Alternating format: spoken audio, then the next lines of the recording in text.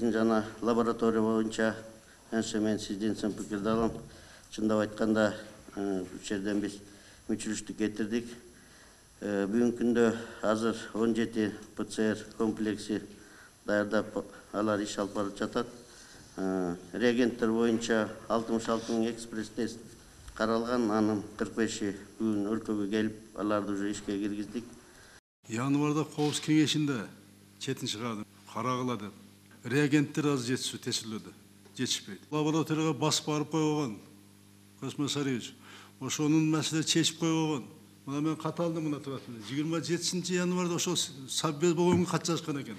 Кийин марттын башында кат жазыптыр. Эч чара көргөн эмес экен. Коопсуздук кеңешинин чечимин аткарып актуу үчүн аны силер окуп да коесуңар. Космос Сарыевич, настоящий саботаж деп коюп, орусча айтканда. Адам ден соолугун коргой турган, ошону карай турган. Эң чоң министрдин башчысы болуп туруп, силер күйгөндөн кийин калганы көөт дейсиңерби? Лаборатория иштебей, оғанда мен күтүп жатат бар тең. Алтын айсетки, сизге да айттым мен. Штабка жез катары.